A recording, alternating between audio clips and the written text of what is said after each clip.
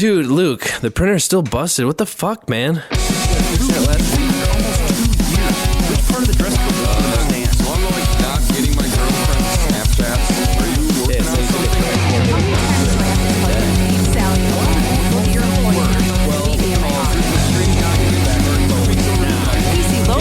What the fuck does that mean? Coffee.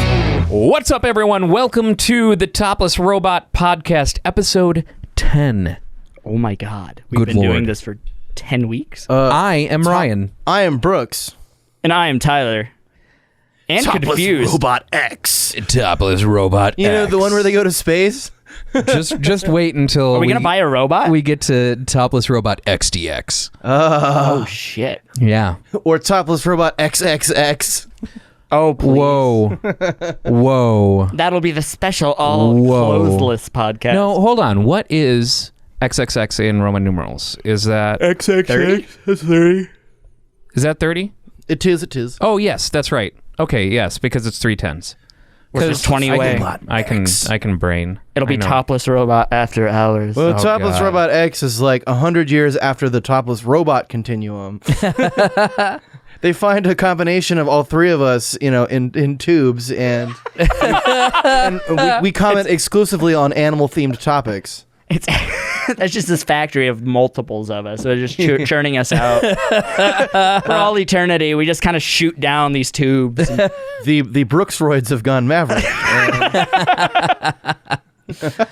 So, it has particularly been a week.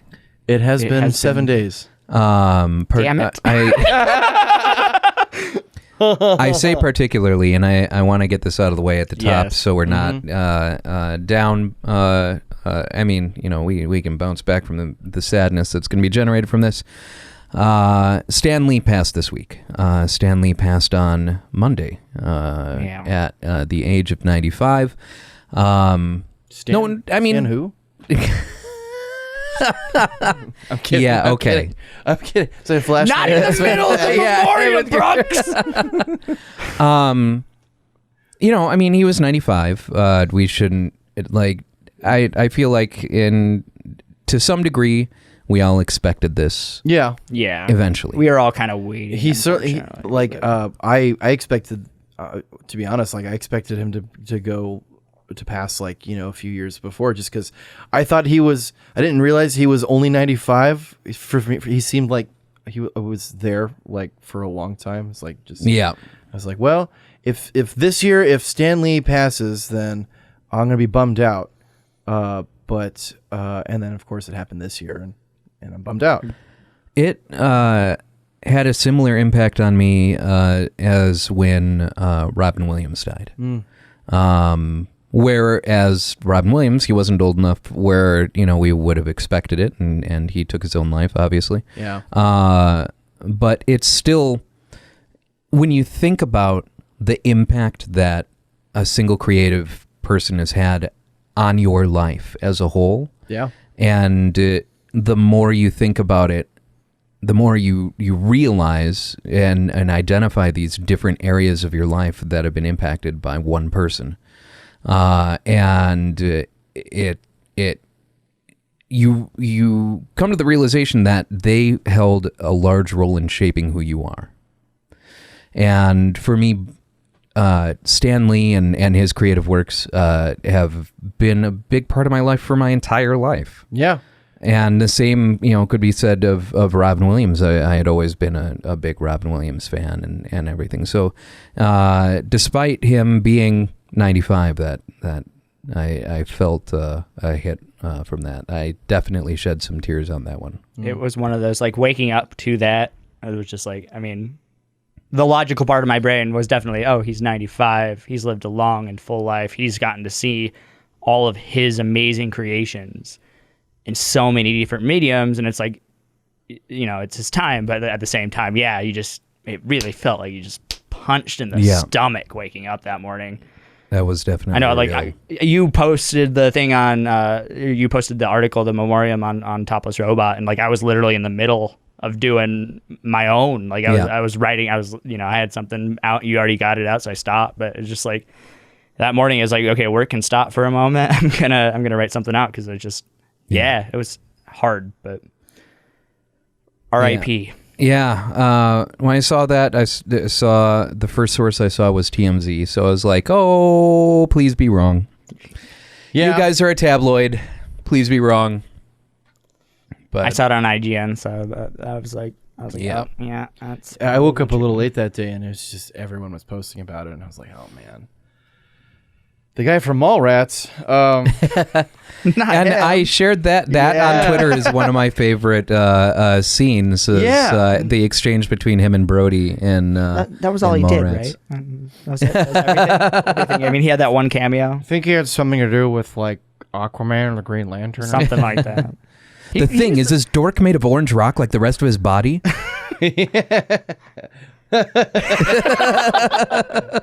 haven't watched Mallrats in a minute. That was actually my first Kevin Smith movie. Mine as well, I think. Actually, I Mine take was that back. Clerks, I actually. started watching Clerks when it first came out on video, and my parents were like, "You're not watching this." And then later on in life, I watched Mallrats, and then went back and watched Clerks. I was a blind buy for me. It was $5 at the bargain bin. I just got my first place, and so I had like 3 DVDs. Oh wow! So you saw it late. I saw it late. I was like, I did like too. 19. I was like 19, and it was $5 every paycheck. I would go next door to the Walmart. I worked next to a good Walmart that had like selection, and in the $5 bin, you know, Good like, Walmart. That's a little bit of an oxymoron. you will learn, you will learn, sir. You will learn on an episode of Bargain Hunter Brooks when we go to the good Walmarts. We go to the good Walmart. But yeah, The good place. That's how I saw Mallrats the first time, and then I was like, wow, these are those 2 guys that I see people talk about, or hear people talk about. You know, Jay and Silent Bill or something like that. Jay and Silent Borb. Jay and Gerald. Silent Joe, I think his name was. Gerald Borb. Oh, they're those guys in ICP, right? No, and seeing Stanley's guys who don't know anything about magnets. Sorry, go ahead. seeing Stanley's cameo in it. Like when I was 19, I was just like, oh man. I didn't know. How did they get him into this? You know, like this is the 90s. This is when, I mean, I don't think he ever stopped being Stan Lee, but like, Yeah, right. You know, he was that's clearly Stan Lee at that point. yeah. I feel like that's technically and also explicitly true. He never stopped being Stan Lee. Yeah, but Yeah. he's only become a larger. You know, he is larger than life at this point. Mm-hmm. And I mean those glasses. You know, I see Stan with those glasses. I'm like, you rocking them Stan Lees, huh? Yeah. And he, you know, obviously in the wake of his death, there's a mix of people abhorring him and adoring him. I've not seen anybody abhorring him. Bill Maher. Bill Maher, I didn't even bother to look into what the fuck he said, but it was some, you know, out of touch nonsense. I mean, I've seen some people being like, "Oh, he was 95, he died. Get over it." I've seen that. But Yeah, I've seen that, but I don't think anyone was surprised that he went. No one was surprised that he went at 95. You're limiting. I'm just bummed. Yeah, it's just you're not like we're not like, "Oh no, my God, he died." It's just like, no, it's sad because a legend has passed from our lives. Yeah. Is it a little bit of a selfish sadness? Kinda. Oh, absolutely. But you know what? That's how much of an impact he made on everybody. I mean, And think about it. Like, he's got to be responsible for at least, you know, at the very least 2 generations of artists. Exactly. You know, I can't imagine how many people got into art or, you know, comics or, you know, writing or anything like that. I mean, it translates into video game design and things like that, and even because of him. And movies, And like movies. we are Movies currently in and the golden age literature. of superhero movies, billions of dollars of movie franchises, mostly because of Stan Lee, and it's well, I mean, and even goes further than that because like, I'm going to talk about the X-Men for just a brief second. But by all means. That was one of his.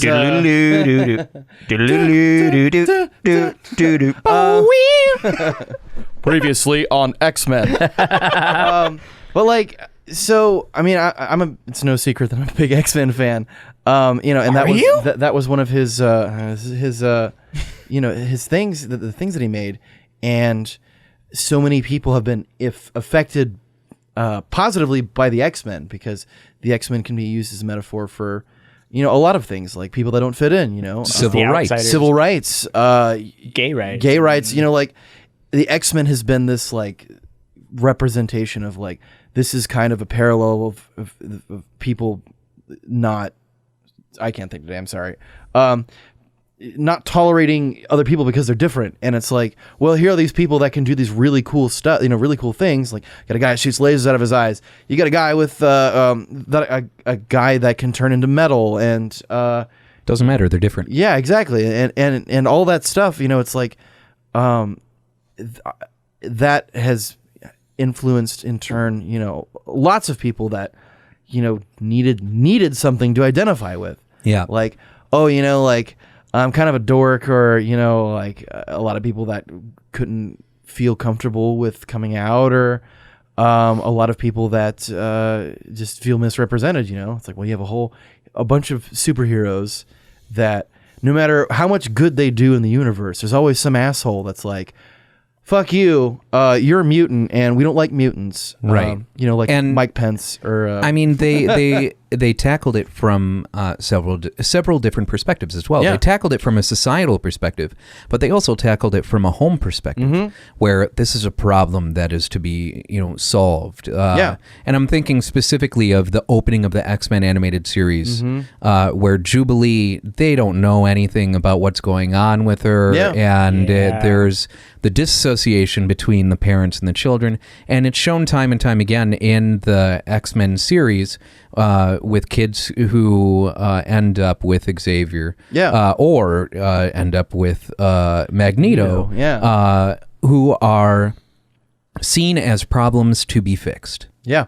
And that's kind of the biggest, you know, issue facing gay kids or non-binary, you know, Yeah. people who don't identify with these societal norms that have been inflicted upon them. Yeah. They, you know, people, and you know, you see it all the time. Parents see that as a problem to be fixed. Yeah. Oh, my I'm going to send my kid to this camp to get them fixed. You know, and it's like, well, I'm going to send my kid to this government-sponsored camp to get his mutant powers fixed. Yeah. You know, and it's weird how, like, despite the fact that comic has been going on since the 60s, I think that is accurate. Something like that. how much it still resonates, you know, like with current issues today, because like that's a problem that we've not stopped dealing with. Yep. It's only become more exposed. It's because there's always going to be an other. There's always Yeah. going to be that group of people that everyone's going to demonize because for whatever reason, you know, humanity Oh, can't no. accept differences. They're not white. Oh no. And it's They're gay. because you will always have a large pocket of the United States that has limited exposure to other. Yep. Their life experience has largely been, you know, with a very select small group around them, and their exposure to others is limited. Yeah. And when you go your entire life without seeing a black person, for example, or without knowing a gay person, it's easy to be introduced to these ideas through media and vilify them because you're so used to your normal world that the introduction of something that could exist outside of that is strange and foreign and easy to vilify. Yeah. Whereas people who have spent their lives around a big mix of you know, Latino, Latina, I guess the new term is Latinx individuals. The one where they go to space. You know, black people, gay, you know, trans. When your life experience is surrounded by all these people, then you realize that there's nothing to be afraid of there. There's nothing to fear. And there's nothing to fix because people are. Yeah. You just are, you know, and like that's what the X-Men were. They just were. It's not like, you know, like for every X-Men that looked normal and that could do something cool, you had like 3 dudes that were just like, well, you don't look like everyone else, but you're a regular person, but you know, like, oh, you're covered in blue fur. Yeah. Or I was just gonna say you had Beast, or you have wings. You had know? Nightcrawler, or you look like Satan. I think Nightcrawler has consistently been used as a great example of this. Yes. In X-Men Evolution, Nightcrawler has to have that little band that makes him look like a normal boy. The holographic generator. Yeah, and you know, it just did so much to expose people to the idea of embracing differences. I think it also kind of introduced the idea of those who are different. There's, you know, there are people for you. There's there you can't Right, find you're not brotherhood. alone. Yeah. You're not alone. And that actually was what resonated with me a lot with X-Men. It's just like, hey, there are other people out there that you know, like there's gonna be a home. There's a home. No to go matter to. There's how people that are going to like me, outcast even though I'm you weird. feel. I feel Yeah. weird. There's somewhere out there where everybody knows your name. You know, the rest of the lyrics Ted of that Danson. song are weird. But yeah, like, you know, and because of the X-Men, when I had to wear glasses in the 2nd grade, because I had to, you know, my eyes were hurting, and then, oh yeah, you need glasses.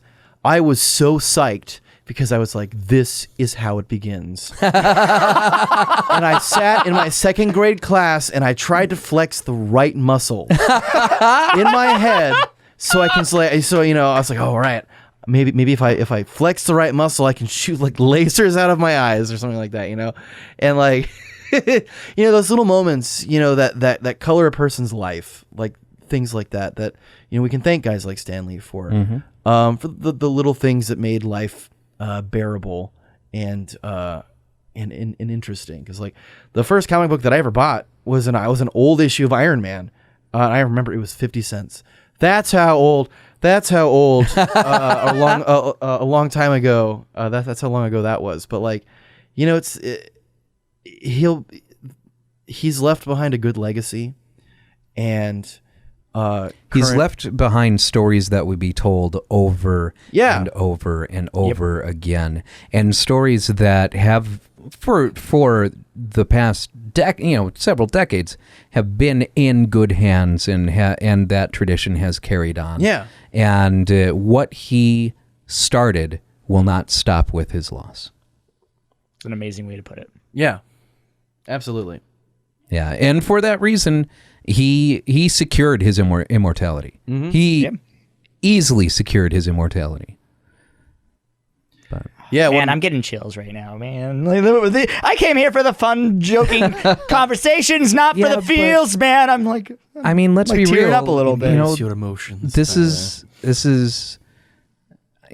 I mean, as much as this is the Topless Robot comedy variety, podcast. Topless Robot Variety Hour. We're featuring special guest Carol Burnett.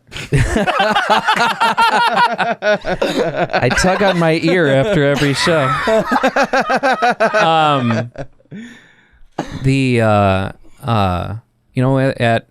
At the end of the day, we're all nerds. Yeah. And we all felt that. And I think not only did we all feel that, we all have felt othered in one way or another. Yeah. And we have all found some amount of comfort in the right media. And I think that's why, before all these comic book movies became popular and things like that, that's why nerds, you associate these things, very specific things with nerds. Yeah. And one of those is comic books. Another one of those is D&D. And, Yeah. there are all these things that you typically associate with nerds. Oh, that's a thing that nerds do. I wonder why. D&D is an escape. Comic books is an escape, but also a world where you find something that you identify with when you're being othered by people around you. Yeah. Somebody told me once that talking about D&D for a quick second, that D&D is not a role-playing game. It is collective storytelling. Yeah. Oh, absolutely. Yeah, 100%. it is collective storytelling, and I mean, I've been playing for a long time, and it's that kind of thing, and it's the stories and the characters that really draw people together that they create or that other people create, and that you can I can identify with. Oh, I made this character, and he's got problems like I do. Well, you get to role play that stuff out, and you don't have to be yourself. Yeah. But you can still deal with real life issues. Through the medium of storytelling. And well, it's great in Vampire the Masquerade. You actually, when you're building your character, you outline flaws. Like you take on flaws, and you so. My character is too perfect. One of my characters. My character is racist against gnomes. That's not a joke. It's real. It's one of my flaws. Wow.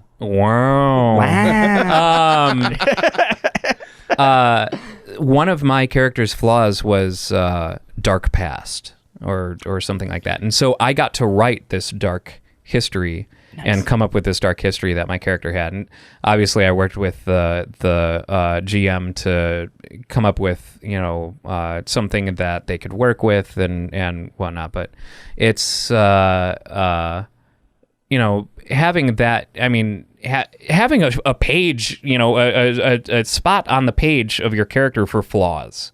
It's It's cool. Yeah, it's very so cool. I always try to work something like that in. Just like it's never like a big thing because sometimes I've played with people that have intentionally put flaws that were so you had to workshop around them so much. Like, oh yeah, I have a drug addiction, or something like that, and it's like.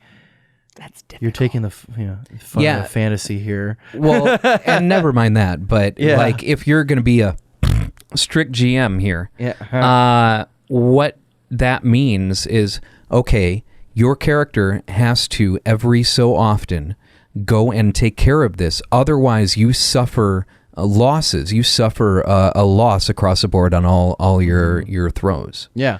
Or you have to do probably a Constitution save every so often in order to decide whether you have to remove yourself in order to partake. The mechanics are there to support it. Oh I yeah, see that actually being. I mean, kinda Shadowrun has a similar system in which you can intentionally take certain flaws, and it gives you what's called karma points. So you can you have a limited amount of points that you can assign to certain abilities, but you can increase those amount of points by adding flaws and weaknesses to your character. Okay, that makes them in Shadowrun having being very obviously having augments, and the more robot you look like, the more people hate you, but you get more abilities. And things like that. So it's kind of like taking a charisma hit. Yeah, and it's like you can have a drug problem, and that's laid out much more than some of this homebrew. Like my character is always high or something like that. It's like, well, this character is addicted to this particular street drug and has to function as an addict. In this, or brain damage, things like that, and it's pretty cool. What are we talking about? But I mean, as stories, interestingly, so the collective storytelling element of that. Are you guys familiar with Baron Munchausen? Yeah. Yes. I love Baron Munchausen. Did you know that there is a Baron Munchausen game? I heard you told me about this, and I want to play it. So there's a Baron Munchausen game that kind of I've heard of it by proxy. It kind of operates as a It took me a second. It kind of operates as like a campfire game. Yeah. Where each person the game rule, it's just a book, that's it. It that outlines some game rules. How can you read this? There are no pictures. But basically, it's a storytelling game where you have to start telling a story about something that happened to some magnificent. You okay there? Fly flew right in my nose. The game ends with a federal indictment. Right? You have to start telling a story about this outlandish, ridiculous thing that happened in the past, and for extra points, other players can say, "Oh, well, what about the time that?" And then you have to incorporate it into your story. Backpedaling. Yeah, I and want to it, play like this really bad. so. Play. Yeah, and you'd I want to basically play go a around the game. circle telling these stories. That's much better than the campfire games that I've played, like the one word, where you start a sentence, You tell you tell a story one. It word always at a ended time. up like with like What is that called? Not telephone. one word story game. Is that called? Does it have a name? Yeah, there's- I've never heard a name. I've played it in elementary for school. I that. never played it around the campfire, but we had Huh? like there was a name for it at least that we had in elementary school. I I've can't remember what never it was called. known a name for that. The friendship petulance detector. Petulant. Yes, the Petulant Robot podcast. Oh man, We'll all drink hipster ass Yeah. beer. Hipster ass beer. Hipster ass beer. Jolly Pumpkin Audison Ales presents another chapter in the Baudelaire beer series. and how? I'm fairly certain if you take hipster sweat and you like drain it into a Hipster bottle, sweat. that's what comes out. And if you drink it, I'm not quite. I'm actually drinking it specifically because I think it might help me grow a nice bushy beard. And It's not gonna happen. a flannel It's will not gonna will happen. spawn from my flesh, and I'll come home and I'll have a fixie at home. A fix? Fixie isn't it fixie? Yeah. Fixie? Yeah. Fixed gear bite. Hey Tyler. Yeah. Oh yeah, you can go fuck yourself. You and your bearded. I could do that too. Mine's not. As interesting. yeah. Yes, if you're not watching the video, I am barefaced. The Topless Robot beard ASMR. My face is as bare as a baby's bottom. So in addition to Stanley, we also lost. Fuck, what's his name? William Goldman? I believe so. William, yeah. Let me look it up. Go, but that's the- internet. That's a great the author- memoriam right there. I we feel also bad. lost. No, what's his name? I feel bad because I've never known the true author's name of Princess Bride because it's not attributed to him. It's Columbo, right? It's attributed to someone else because it's like the whole thing is a fake story. Yeah. But yeah, let me look that up real quick. I bet I can beat you. For those of us playing at home, William Goldman. type William Goldman into your Google, Right to yeah, I said William Goldman. You did, but I also So I was wanted to right. give you shit. or as he's known on the streets, Willie G. So G in the house. He died this week, and I was surprised to see people not. The first headline I saw, I shrugged off because it credited him only as the creator of writer of Butch Cassidy and the Sundance Kid. And never Not played as Princess Bride. Really? Yeah. That's the only thing I really knew him from. I didn't know that he did Butch Cassidy in this. Yeah, neither did I. I had absolutely no idea. Not a damn Wasn't that clue. that video store at the mall? What? Oh, you're talking about Suncoast. Suncoast. Sorry, I used to work at Suncoast. That was like 3 jumps away from. I was like, Cassidy where are you and going with this, bro? Butch Cassidy and the Suncoast Kid. Brooks Cassidy in the sun. Brooks Cassidy and the Suncoast Kid. Brooks Cassidy. Doesn't it say? It doesn't say who. Oh, S. Morgenstern. That's right. It is presented as an abridgment or the good parts version of a longer work by S. Morgenstern, who does not exist. The Princess Bride. And Goldman's commentary aside, a constant throughout. S. Morgenstern's classic tale of true love and high adventure. Wow. Wow. I got married to that that monologue, whatever. Okay. Yeah.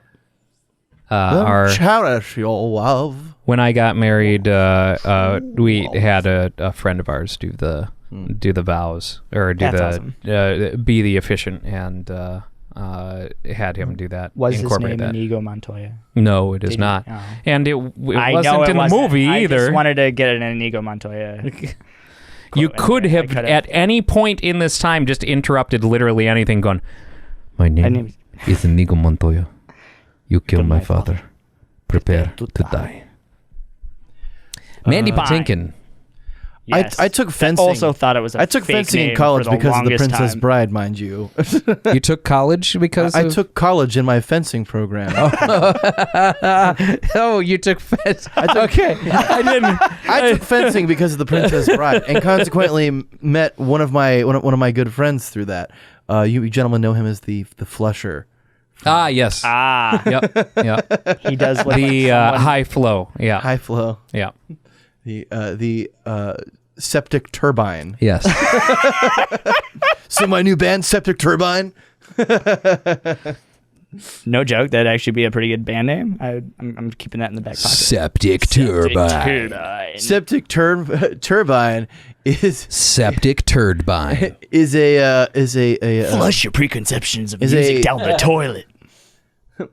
90s pop country trance K-pop fusion outfit.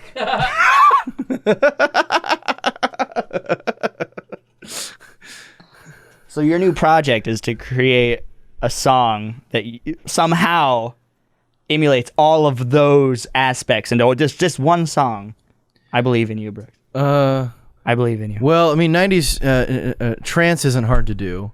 I should say good trance is hard to do, but that's not what I'm going for. You know what?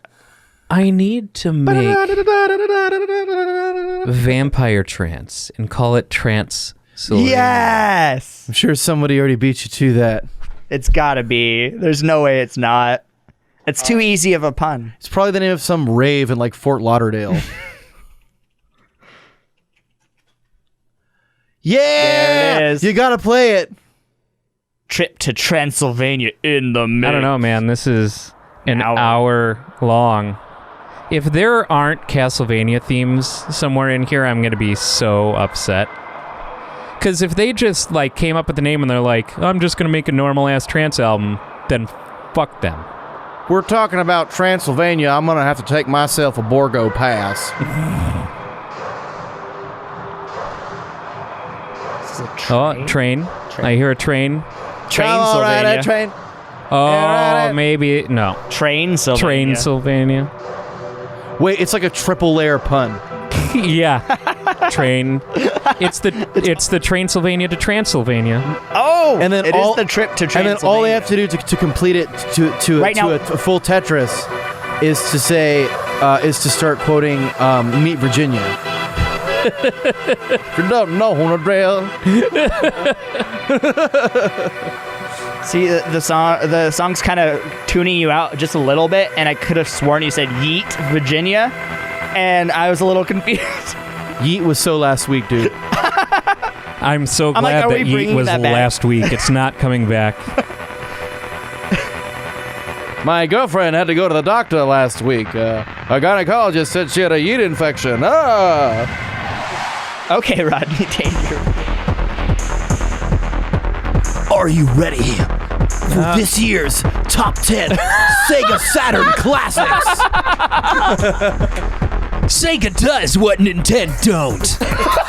Are we playing? Are we playing Tetrasphere now? I feel like we're playing Tetrasphere or Tempest 2000.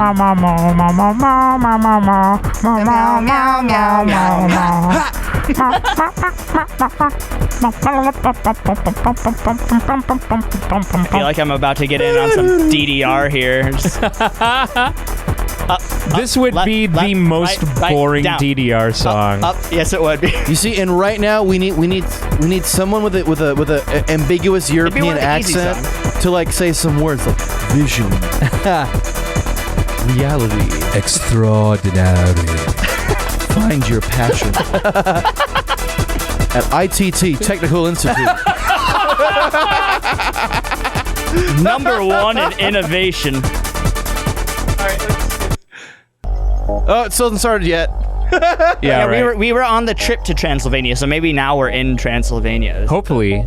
Have we Well, made it? I don't know. The full album is called Trip to That's true. Transylvania. I mean, a trip to Transylvania could be the entirety. So we were on the train right there.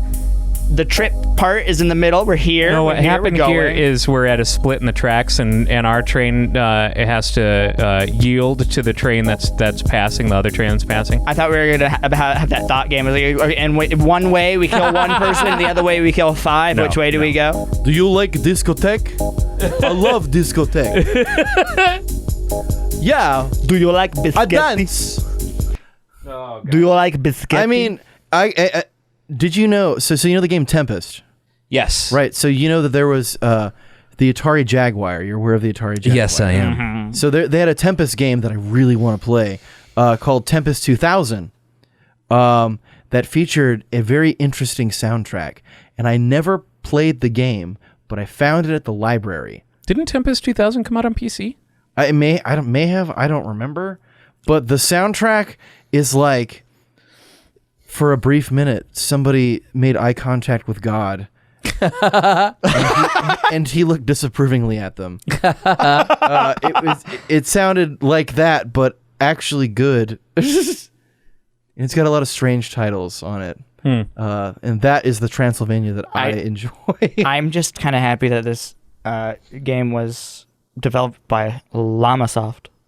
The company was called Llamasoft, Easy and there, that makes Carl. me Sure. very happy. I mean, llamas are soft. What's your they point? are soft. It's true. So are alpacas. Gonna unalpaca this one.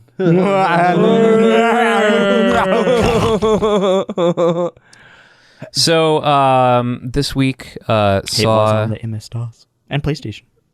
yeah. Oh, it was that's on what I thought. PlayStation? I didn't know that. This week Maybe. saw the release of Fallout 76. Yes, it Ah. did. And you've been playing it. Well, kinda. I played it a little bit, and you can see my videos. I don't know. We'll link them somewhere, either in description or if you're watching on YouTube in the cards. I've got 2 episodes out so far, and didn't really encounter anyone. I did fire it up once when I wasn't recording. And because on PC they released it a day early. On PC Yeah. they released it on the 13th instead of the 14th. And so I start up. I have no idea what the hell I'm doing. I'm kind of wandering around and going through the basically grab all your shit and get out of the fucking vault, segment of this. And there's a dude in front of me who's just a Japanese dude. And what sucks about this game is your voice options are fully on, team only, or fully off. There's no push to talk. And and by default, it's full on. So I'm just hearing this Japanese dude in front of me just yakking to his friend, and I'm like, I have no idea what you're saying. What's going on? Or no idea what's happening here.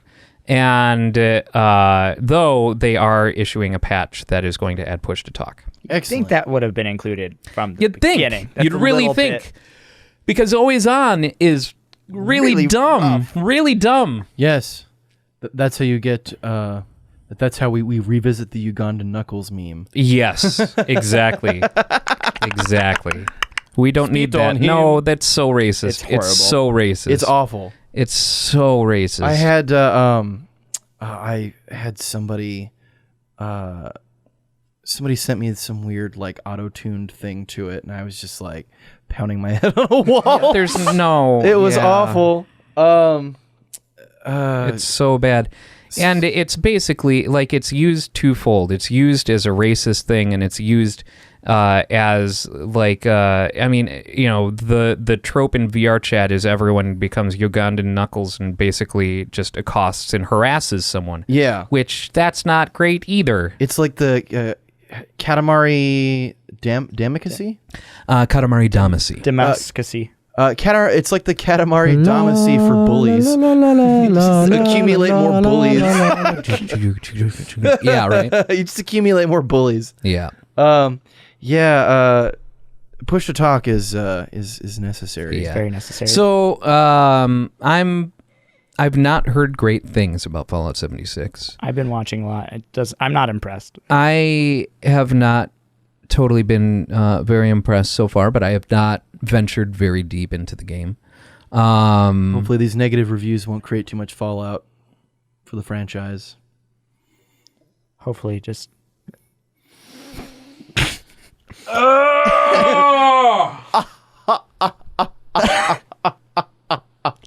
I'm like stuck between laughing and being mad at you. It's like this weird, like my glee at the horrible pun is like escaping me, but also inside. It's not even a pun. It's barely wordplay.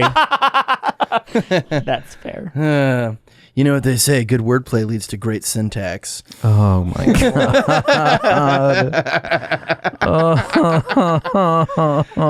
And this has been the Topless Robot podcast. Ugh. Anytime that I get to break out my George McFly laugh, you know, I'm So yeah, we'll see what Fallout 76 has. I expect not much. And they even, limit griefing, a great deal. So it's not even necessarily going to be an interesting place to be with regard to that. I just don't understand. Like, okay, so I know that they have the found narrative storylines and all that stuff, which is the hallmark of Fallout, where you find you're going into places, you find the tapes and whatever. Yeah. But like, what else is there Nothing. besides just warming up with friends and exploring a wasteland? bullying 8-year-olds. Nothing. Yeah. There are events. It seems like a lazy. There was a kinda half-hour game. event that popped up in a city that I ventured into where I had to kill 8 rogue robot farmhands, and that's it. Like, I don't know, just dumb shit like that. Were they AI? I thought there was. Yeah. I thought there weren't any. Oh no, not AI in that sense. Oh, okay. I mean, they're just just rogue robots that you can't start a conversation tree with them. Okay. Rogue bots. You're just on a roll today, aren't you, Brooke? I am. Speaking of rolling, back to Katamari Damacy. Heyo! Full circle. That's what we call a callback. I don't know. Anyway.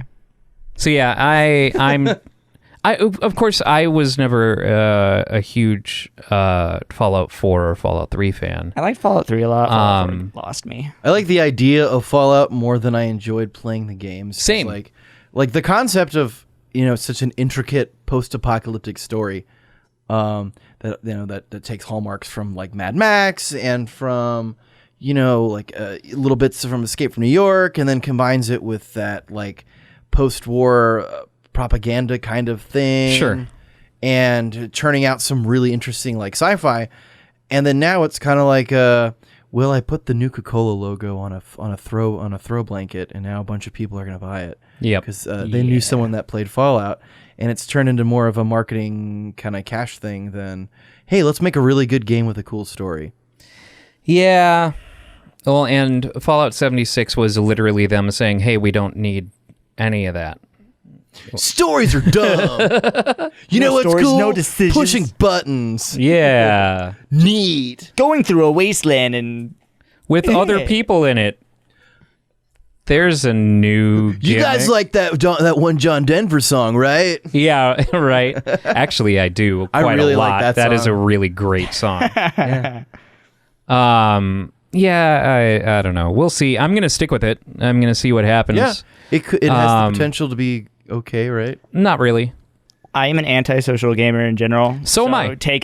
If you take out all the parts of a game that I potentially will enjoy, I will not play it. So they took out everything that I want to play in a Fallout game. Are we all antisocial gamers? Yeah, I think so. I hate playing multiplayer online games. Same. But that's why I want to stick with it, because at the very least, it has the potential to create interesting interaction in that it will push me out of my comfort zone. That's fair. I prefer to safely retreat back into my comfort zone and play some of the same games I've been playing for a very long time. Now that Christmas is almost here, after Thanksgiving, of course. Don't Stop forgetting Christmas or stop forgetting Thanksgiving. It is time to play one of my favorite games, as I have made it for the last 2 years. Clench or stench? Clench your stench. That's the name of a podcast episode. No, it's time to play Snatcher. If you guys not Weird how Absolutely no idea. Oh man! Oh, I am so excited! I am so excited. Okay, so you guys know who Snatcher, don't snatch. Snatcher, no snatching. Snatcher, no snatching. You guys know- Snatcher, no snatching. No snatch. you guys Whoa. know who Hideo Kojima is, right? Yeah, of course. So I mean, for those Who? playing at home, Hideo Kojima is known for the Metal Gear series. No. Well, And Death Stranding. and Death Standing or Death Stranding. Dreth Standing. Snatcher. Amazon delivery. Snatcher is Hideo Kojima's love letter to Cyberpunk that he did in I think it came out in 1990. It was originally on the MSX2, and then we got a port. No, I'm sorry. Yeah, MSX2, I think, but we got a port on the Saturn. That's the one you want to play. And it's like a text adventure game, kind of, with Really? some mild action parts. You know what? That makes so much more sense because so much of the Metal Gear games feels like text adventure. Yeah. Well, and then it is Movie the Gear Solid. perfect combination of three things that he loves so much, and that is the Terminator franchise, Blade Runner, almost to the point of plagiarism, and Invasion of the Body Snatchers. And it's the setting. It's a detective thing. Basically, you're a guy who he lost his memory and blah blah blah. And he's what's called a junker. And it's like a Blade Runner. They just couldn't call it a Blade Runner. And he's hunting down these androids that started appearing, and they are replacing high-ranking city officials, and like they have human like flesh over them. So that's the Terminator part of it, you know. And Sure. you have to solve this mystery. And there's some really cool stuff. Like there's really fun bits of storytelling. There's some mild action parts where it's like if you have a light gun, you know, you can play the light gun. Really? Yeah. What? You can do some That's shooting. actually kind of cool. If not, then you can use your controller. Very simple controls. Lots of reading. Lots of really interesting voice acting. Some of it good, some of it not so good. I was gonna say So- the way your inflection on interesting makes me interesting. What makes this a seasonal thing? It's set around Christmas. Oh, okay. The whole thing is like a few days before Christmas. Okay. And it's not like this is a Christmas game, because I don't think I've played Home Alone doesn't count on the NES. But like it's like set around that, and it's a backdrop on this city, and I'll have to show you the intro to the game it sets the mood, and it tells you everything you need to know, and it's way past cool. Wait, past cool. I know I've been saying way past cool since I was a kid because of that, and I'm not going to stop anytime soon. But Snatcher has a strange cult following. I found it. Yeah, I had never heard of it. I at found all. it. I found it on like a list a couple of years ago, and I was like, "What is this?"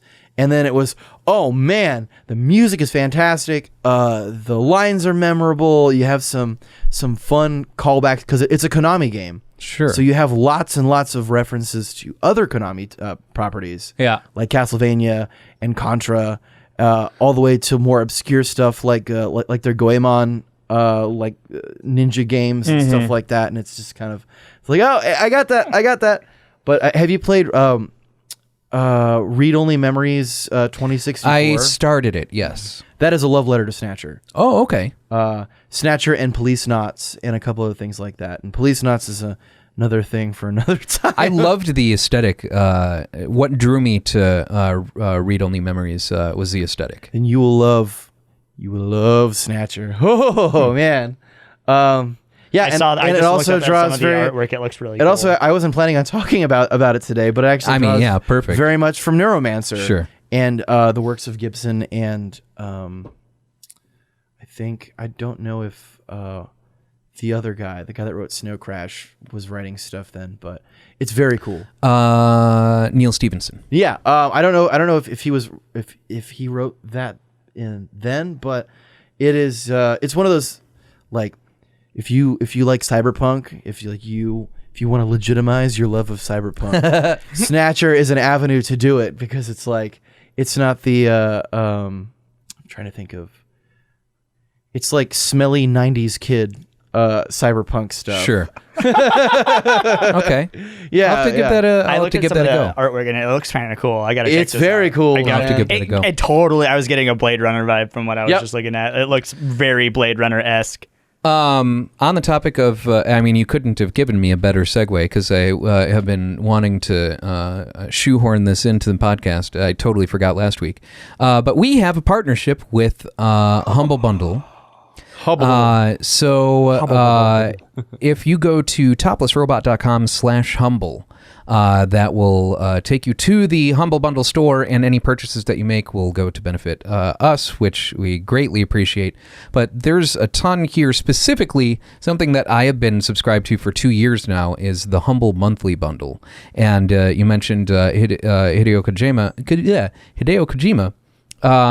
This month's early unlocks include Metal Gear Solid 5, Ground Zeroes, and The Phantom Pain, as well as City Skylines and City Skylines After Dark. And Humble Monthly Bundle is like 8 or 9 games every month for $12.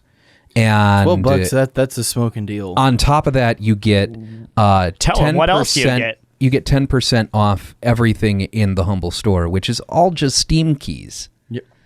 So That's pretty it's a super. There's a reason I've been subscribed to this for 2 years, and they give you some early unlocks, and then the rest of the games unlock and are announced on the first Friday of every month. So And a case of turtle wax and a year's supply of rice-a-roni. The San Francisco treat. all right, So yeah, Humble Monthly is a pretty sweet deal. And I mean, like, a couple of months ago they had Overwatch. Seriously? And before that shit. they had Destiny 2. So it's not like just games that you've never heard of. It's also a lot of games that you would recognize and have heard of. I mean, Metal Gear Solid 5 and City right. Skylines. And City is not Skylines. bad. And I mean, you can look at what the previous months were. So like October was Sniper Elite. Overwatch. Yeah, Sniper And Elite was Hollow last Knight. month. Hello, Knight. Darksiders 2 and Little Nightmares and The Escapists and Hat in Time, which is a ton of I fun. really wanna play Hat in I've- Time. that's probably the next game on Steam I'm gonna pick up. What, Hat in Time? Yeah. Ukulele, Dead That one's a Rising little 4, disappointing. the Kerbal newest Dead Space Rising. Program. Yeah. Nino So, Burrito. and like all of those for $12 is super worth it. discography of Styx. I'm okay with this. Yeah. I'll The jig is up. The news is out. They finally found him. you renegade that had it made.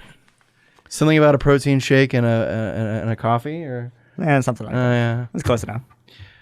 So, but yeah, that's toplessrobot.com/humble. And there's the monthly in the store. And Do we have like a jingle for this? Like toplessrobot.com/humble.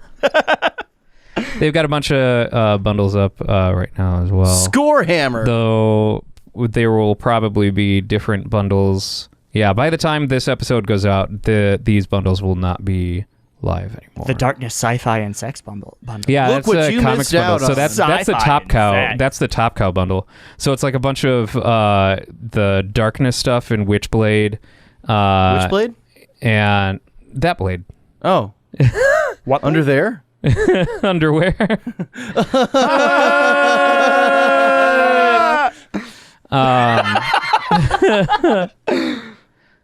But yeah.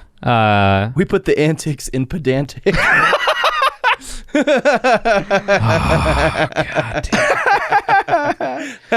So, yeah. Lots of good stuff there. Anyway, I will have to give that I didn't realize that Kojima had, he's most well known for Metal Gear. Metal Gear. And now Death Stranding, which is the new defining. Yeah, and Whatever Snatcher's Nito Burrito, and after you do Snatcher, I have not finished this game I've not finished Police Knots because that's been that's another one of those cult things like Snatcher where we never got a release of it here. And so a bunch of fans have been working on translating this game, and it requires a lot of work because of how intricate the little things in the background that he puts. Just like conversationally, you read things. The little things that kill. But Police Knots is actually where we get the Metal Gear Solid character Meryl's Silverbaugh from. Really? Yeah, her first appearance was in Police Knots. Interesting. Yeah. Speaking of, this is a ham-handed segue here, but speaking of Sony Thanksgiving things, is coming up. Ham-handed is fair. kind of... that's kind of hand that you should have. By Ham. now, your leftovers will already be dry, and the desiccation of dessert was begun, and I predict that you will have thrown away your leftovers and forgotten about your football matches. Or you still have them in your By fridge and you next just make week. sandwiches. Hopefully you did not die on Black Friday. Oh man, there's like a website dedicated to like the Black Friday like death count. That's kind of dark. It's really dark, and I think it's stupid. And also, how is that even a thing? Oh boy, consumerism. I know, right? And how? Someone's I know it's too late to warn people about being safe on Black Friday, but We hope you were safe on Black we Friday. really should have planned better. last week. So what were your hammy hands going to do? Speaking of Hideo Kojima, then Metal Gear, but I was going to transition to Sony. Did you see that Sony is pulling out of E3? I did next see year? that. How That's interesting very is that? interesting. Well, because I that mean- means, They sink so much money into these things. but that means Nintendo and Sony are gone. Microsoft's the only big publisher left because Nintendo's been doing the tree houses for years. So we're down to the but main, Nintendo's and then still been there. they're there. They have like a booth, but they don't do a major. And you can play show. there. You can play their games there. But isn't it? I thought it was at a different. Like it was like down. It wasn't in the main hall. Oh, I have no idea. I'm not. I can't remember 100% how that. They should have do their the own thing and call it Joy-Con. But they don't do the show. Nah, they really should. I see what you have done, Brooks. Clever. What? How have you done this? What have you done? But yeah, that's two of the big three that don't have major presences at E3 anymore. And then we already have EA that hasn't been doing theirs forever. We the stage is set. Ubisoft has is Ubisoft still at the main conference? I don't remember. I have no idea. But Ubisoft? it's getting. God damn it, Brooks! I knew this was gonna be that kind of day too. I knew it. My favorite band is Ubisoft. Well, I mean, the stage is set for Sega to finally make a hardware comeback, right? Oh no! Honestly, yeah. Like they should. There's no reason for them not to now. Was it I the kinda Intellivision agree that with just that. made a comeback, or what was that? I know one? Atari. Atari's got a No, another because that, play. if I remember correctly, was proven as false. Oh, okay. Well, joke's on me, ladies and gentlemen. Fool me once. Because and it was proven me as false twice. because they were the only gameplay that they showed off for that system was for this new game that was supposedly being developed for the system. Beat 'em, eat 'em too. I can't remember what the fuck it was, but on their Indiegogo, they had a video of a game being played on it. The devs of that game said, "We know nothing about this. We're not developing this game for that system." We've been had. Which is a shame because I like the idea. They did the wood grain and everything like that, and it looked so disappointing. But yeah, from everything that I have read has suggested that it is fake. It is not happening. Well, never mind. Bummer, dude. I've been lied to and I feel hurt. Who would do that? Go on the internet and lie. You know, unbeknownst to Tyler, not everything on the internet is true. What? Just like how you... I'm not even going to say it. What were you going to say there? You started the sentence. Now you have to finish it. They raised $3,001,798. It looks fairly Steam Controller E just because of the circle D-pad, but it's not. It's definitely not. Yeah, like they've made a lot of promises here. You know what sucks the most about the Atari 2600 is like I really want to love Atari 2600 games, and they always look so fun. But then when you get them, it's like, Oh yeah, no. well, I just okay. So it bleeped and made an explosion, and now I'm bored. So I'm seeing a lot of stuff. They did. There is a new Intellivision console coming. Yes, there the is. Amico. Get the flip out of See here. if there's anything over the past month. 1970. Retro gaming products for the holidays. Intellivision Amico. Yeah. Oh, the Amigo Vision. ColecoVision. ColecoVision. Yeah, it hasn't been. Ooh, This new Atari thing hasn't been a in new the NASDAQ news. listing. Yeah, it looks like this new thing hasn't been in the news for a while. That the new Atari VCS. That's VCR, Ryan. It's an Atari VCR. Plays all your Oh, old those- VHSs.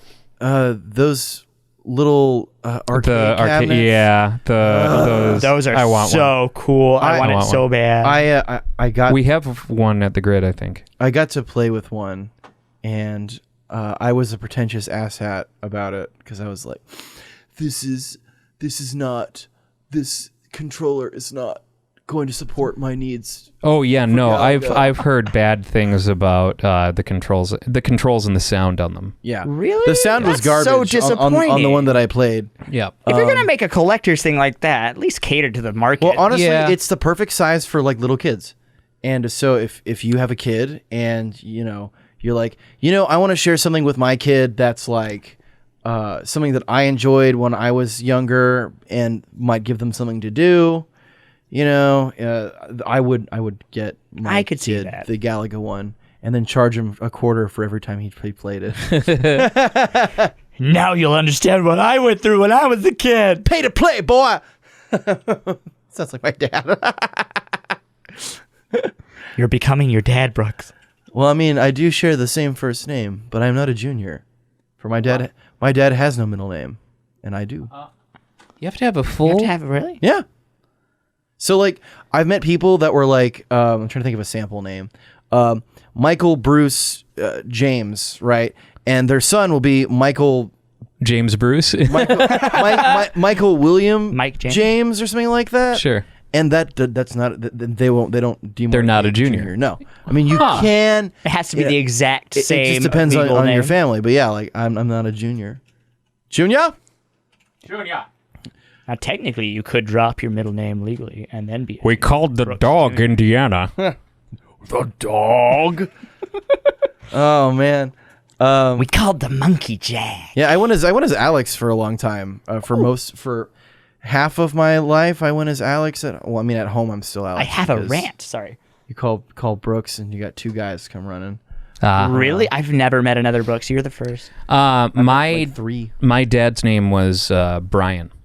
And when I was growing up, people calling, asking for Brian or Ryan, it I can see that caused being- That'd be real problems. confusing. Yeah, Where's it was very Brian here? confusing. Who Brian? Yeah. Though I guess it's a little less confusing than, is Brooks here? Yeah. Yes, Yeah, he is. yeah. No, not you. Yeah. No, but it's the worst though because I get the worst comparisons. I've only twice in my life gotten, Brooks like Mel Brooks, and I'm like, yes. I It's always appreciate like you. it's always like, Brooks like Garth Brooks or Brooks and Dunn, and I just want to, punch a hole through their chest. Brooks like books with an R. You see, I would like even like that. Brooks like Max Brooks. Oh, your name is Brooke. Or Max Brooks is a good one too. Your name is Brooke or Bruce. I get Bruce a lot. And I'm just like, my name is not Bruce. Unlike name is not Bruce Campbell. My name is Bruce. My name is Bruce. So we're getting close to the end here. We don't have any voicemails this week, but I do want to take an opportunity to remind everybody that you can call and leave us voicemail at 805-222-6287, and we'll play it on the show. I also wanted to take a second. By the time this episode comes out, I will have known if this happened or not. I got hair in my mouth. I'm in pain. Go away. Your announcement here. It's being. That's it. That's it, viewers. Ryan, the big announcement is that Ryan does in fact have hair in his mouth. And it's not really. Come back next week and see where else his hair is. Hey. It's not really much of an announcement, just like a thing that I decided to do that I would like to share with you guys. Excellent. So, as both of you know, I am a freelance voice actor. I haven't really done anything in a while. The last thing I did was a video game called Vaporum, which is on Steam. But I haven't done anything since then. And I entered a contest called Now Voice This. I entered their first contest. This is now their third. And inexplicably made it to round 2 in the first one. Like, I didn't try very hard. And so I decided to give it another go this time around. And today they're announcing who moves on to round 2. Ooh. So that's why I've got their Twitter up on another tab. Round 2. That I've been checking. So they're announcing who's moving on to round 2 today, but I thought I would share with you my entry. And so what we had to do was an impression and a tongue twister. Ah. Yeah. Oh no! My name is Ryan Shrimp, it's not and this supposed is to my be Now over Voice This there. entry. And my name is Edwin, don't you know? And this is a tongue twister. Seashells she sells by the seesaw. No, that's not right. That's not right at all. It's she sells seashells by the seashore. That's it. That's the one. So that was my entry. I did Edwin. And hopefully... Edwin who? 3 for 3. Here we go. God, Are you gonna Ed win this contest? I certainly hope so. Because the winner goes off to do a contracted session with Sentai Filmworks. With Hentai Filmworks. Notice me, Sentai. God damn it. And Sentai Filmworks does a bunch of stuff. They do anime dubbing. Dubbing, full body pillows. Yeah, that kind of stuff. Rub-a-dub-dub, I like subs. God damn it. So yeah, that is what I am anxiously awaiting the results from. Well, I very much hope that you move on to round 2. I hope so as well. Good luck, sir. Thank you. So, rants. I have a rant. 2 rants, but I'm not sure which one to go with. So, okay, I'm going to give you the choice. Couch co-op or Pirates of the Caribbean reboot? I feel like the latter is a pretty easy target. Yeah. I want to is hear what easy you're talking target. about with couch co-op. Yeah. Okay, so we were talking about being... What kind of hot take can you have on couch co-op? It's that I'm old and grouchy and I don't want things to change, but they are changing, and it's sad because I feel like every year we see fewer and fewer games that have split screen couch co-op, and it's been like this for a long time because internet gaming's a thing and it makes sense and it's nice because you can play with your friends across the world. But I'm very, very sad because I feel like the kind of co-op that I grew up with, the kind of games, the things that got me into games growing up was playing with my small group of friends, huddling together on the couch, getting mad at each other for screen peeking when playing Medal of Honor Frontline.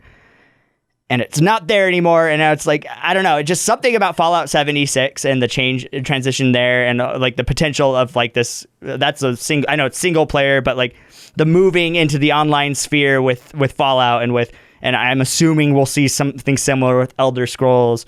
And with like more, there's already Elder Scrolls Online. I mean, yes, yeah. Fuck, I'm dumb. But anyway, I'm just really sad because and it's the reason I'm a big Nintendo fanboy even today, is because that's one of the few ways that you can really get everyone to come over to your house and sit down and get pissed at each other, like, and just, you know, be able to hit them, and you're right next to them, and there's something about that communal, everyone being in the same room. I know you can't always do it. I know, and it's nice that everyone with the internet, with the way the games have expanded, you can be with that person on the other side of the, you know, your friend that moved away when you were kids, and that's amazing, and I get how awesome that is. But I really, really, really, really, and I'm pretty sure I'm not the only one, wish that developers would just at least include the ability to play split screen, and I've seen that less and less on games going forward. Even like Halo, like the newer Halos, like you weren't able to, and it's so distressing to me. It really stresses me out, and it makes me sad because it's a genre of gaming and a way of gaming that I feel like is dying, and it is dying, and I don't want to ever see that day when we don't have that anymore. And I'm going to hold on to Nintendo and buy everything that Nintendo sells forever and ever, because they seem to be the only champions of couch co-op going forward, even if they're fucking idiots when it comes to online, because they are. It feels like they're really stupid. But at least they give some love to people like me who want to be on the couch with some friends, with you guys. Like, I have the opportunity. I can actually sit down. We can sit down right now and play some Switch and all play in the same room. And it sucks that that's all disappearing, and that's my rant a little bit today. I feel you. I definitely feel you on that. Though I feel like indie multiplayer experiences and things like that, as PC releases, have not gotten rid of that. In fact, have games like Crawl and things like that have put their entire focus into couch co-op. And it's not like it's completely gone. It's more like AAA and AA releases that are the issue, where it's like that's where. What about D releases or C releases or 9-volt releases or? What's a watch battery? You're running out of batteries. I'm running out of batteries. I was just gonna let you keep on going until you ran out. Get done. A CR250 release. Thank you.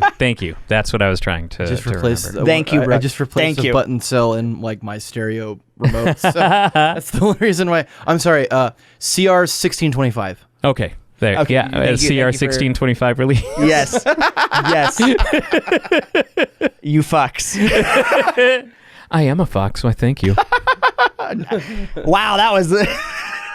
What? Foxes have the little ears. I know. That was very kawaii. The sharp, pointy teeth. Kawaii. Yeah. Kauai is not just an island in the Hawaiian archipelago. I love hearing native speakers complain about Americans and their ability to pronounce Hawaii correctly, but their inability to pronounce Kauai. Kauai. Because they're spelled the same, except it's a K and an H. I mean, Hawaii. They're both Japanese. My granddad on my dad's side from North Carolina does not say Hawaii. He cannot say Hawaii. He says Hawaii. Hawaii? Hawaii. Where did the R come from? Or the E. I have no idea. But going to Hawaii. You know, man, that girl over there, I tell you what, she's pretty quiet. I'll tell you. So it must be like My favorite extracurricular was being in the choir. Oh, man. Brooks, do you have a rant this week? You know, I do not. Okay. One of these days, like, because I haven't gone on like a real rip snorting, rug burning, rage filled rant yet, but I feel like one is coming soon. It's brewing. It's brouhaha. The storm is coming. Can it be?